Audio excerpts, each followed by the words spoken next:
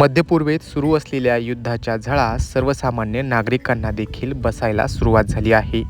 मागील काही दिवसांपासून राज्यात बहुतांश ठिकाणी इंधन टंचाई पाहायला मिळत आहे.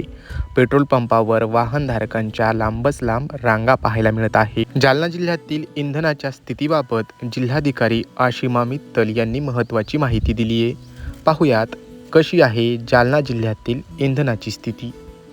जिल्ह्यामध्ये इंधनाची परिस्थितीबद्दल मी सगळ्यांना सांगू इच्छिते की आपल्याकडे पेट्रोल आणि डिझेल जे आहे ते मागच्या पेक्षा जास्त प्रमाणात आहे उपलब्ध, तरीही त्याची कमतरता लोकांना भासत आहे, कारण डिमांड खूप जास्त वाढलेली आहे. जे काही स्टॉक एक पेट्रोल पंप वरती पूर्ण दिवसभर चालायचे ते आता 4 तासात संपत आहे, कारण लोकांची डिमांड खूप वाढलेली आहे. तर मी लोकांना आवाहन करू इच्छिते की आपल्याकडे स्टॉकमध्ये कुठल्याही प्रकारची कमतरता नाहीये. डिमांड वाढल्यामुळे सप्लाय आणि डिमांडचा एक मिसमॅच झालेला आहे, त्याच्यामुळे एक आर्टिफिशियल गॅप, सप्लाय गॅप सारखा दिसत आहे, पण तसा नाहीये. 240 KL अगोदरचा आपल्या जिल्ह्याचा सप्लाय होता आणि ते आता 600 पेक्षा जास्त झालेला आहे, तरीही आपल्याला पेट्रोल पंप वरती कमतरता दिसते. तर मी आवाहन असा करते नागरिकांना की जेवढा गरज असेल तेवढाच तुम्ही डिझेल आणि पेट्रोल आता वापरा.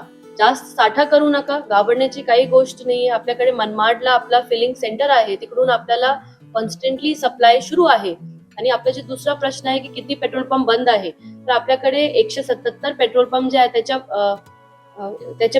त्याच्यामध्ये जवळपास 10% पेट्रोल पंप काहीतरी टेम्पररी बंद आहे, कारण त्यांचे पेट्रोल डिझेल आतासाठी संपलेलं आहे, पण ते रिफिल होणार आहे, त्याचे काही विषय नाही. आणि 2 पेट्रोल पंप जे बंद झाले त्यांच्या टॅक्सेशनचा विषय होता, म्हणून ते बंद झालेले आहे. तर मी नागरिकांना आवाहन करते की कुठलीही अफवावरती विश्वास न ठेवता तुम्ही प्रशासनाचे सहकार्य करा आणि जेवढं गरज असेल तेवढाच पेट्रोल आणि डिझेलचा आता वापर करा.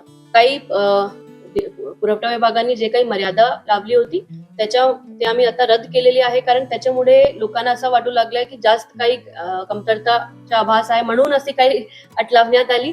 तर ते आता आम्ही सगळ्यांनी, म्हणजे पूर्ण महाराष्ट्रामध्ये अशी कुठलीही अट नाहीये, सगळ्यांनी अट रद्द केलेली आहे. त्याचे कारण आहे की कमतरता नाही.